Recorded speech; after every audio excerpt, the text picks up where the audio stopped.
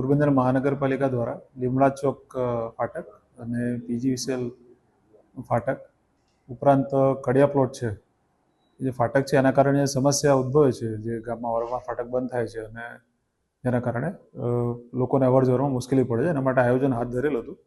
તેમાં અમારા કન્સલ્ટન્ટ દ્વારા ડિટેલ સ્ટડી પણ અત્યારે પૂર્ણ કરવામાં આવેલ છે અને અત્યારે ડિટેલ એસ્ટિમેશનની પ્રક્રિયા ચાલુ છે અને જીઈડી પણ એકમાં સબમિટ કરવામાં આવે છે. હવે આગળ અમે આ જે જીઈડી છે અથવા તો જે પણ એસ્ટિમેટ છે એ બધા આગળ સક્ષમ કક્ષાએ મંજૂરી માટે મોકલીશું. રેલવેની પણ આમાં ભૂમિકા હોય છે, તેમને પણ અમે આમાં ઇન્વોલ્વ કરવાના છે. અને ઉપરાંત જે કડિયા પ્લોટ છે ત્યાં જે અંડરપાસ છે તેનું ડિટેલ પ્લાનિંગ તમારી પાસે આવી ગયું છે. તેમાં વૈકલ્પિક રસ્તા તરીકે અમે સર્વેની કામગીરી પણ કરી છે કે કાવેરી હોટલ પાસેનો રસ્તો છે તે વૈકલ્પિક રીતે જો અમે બનાવી શકતા હતો તે પણ અમે સર્વે અત્યારે હાલમાં હાથ ધરેલ છે. આખું જે ઓવરબ્રિજ છે તે અત્યારે ખાલી પ્રાથમિક જે માહિતી હોય તો કઈ રીતનો છે બનાવવામાં આવશે અને જે અંડરબ્રિજ છે એમાં છે કઈ પ્રકારના વાહનો છે તે જઈ શકશે? ઓવરબ્રિજ છે તે અમે સિંગલ લેનના બનાવવાનું અત્યારે આયોજન કરેલ છે. વાય શેપમાં થશે, જેના કારણે નીચેના ભાગમાં જે સર્વિસ રોડ છે એની સમસ્યા છે એ નહીવત રહે. જે સર્વિસ રોડ જે પહેલાં અગાઉ પ્રશ્ન આવતો હતો કે બહુ સાંકડી જગ્યા થતી હતી, સિંગલ લેન હોવાના કારણે પિલરની સાઇઝ પણ નાની થશે અને સર્વિસ રોડ પ્રમાણમાં મોટા રહેશે, જેથી નીચે જે દુકાનદારો છે અથવા અન્ય લોકો છે એમને સમસ્યા ના થાય.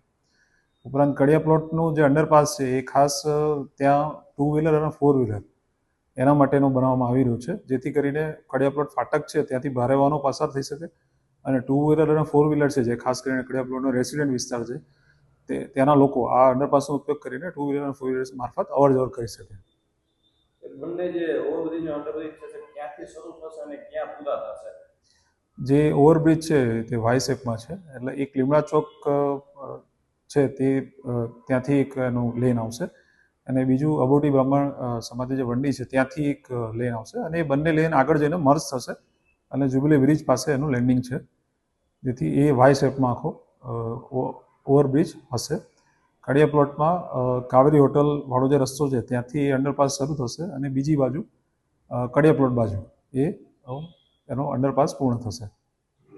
બંનેમાંથી કયો બ્રિજ જે છે એ પ્રાયોરિટીમાં હાથ ધરાશે? પ્રથમ કડિયા પ્લોટનો બ્રિજ છે એ અત્યારે પ્રાયોરિટીમાં છે, કારણ કે એ 4 વ્હીલર અને 2 વ્હીલર માટે જ છે અને પ્રમાણમાં એનું કન્સ્ટ્રક્શન છે એ સહેલું છે એઝ કમ્પેર ટુ ઓવરબ્રિજ જે અમે અંદર સિટીમાં વચ્ચોવચ્ચ બનાવવાના છીએ. સમગ્ર કામગીરી શરૂ થતા છે અંદાજિત કેટલો સમય લાગે છે? આમાં વિવિધ વિભાગોની મંજૂરી હોય છે અને એમાં રેલવેની અને સેન્ટ્રલની ટૂંકમાં મંજૂરી પણ છે. તો અમારું પ્રયત્ન એવું છે કે આ વર્ષે એનું ટેન્ડરિંગ ને એ બધું પૂરું થાય અને ઝડપથી એની કામગીરી શરૂ થાય.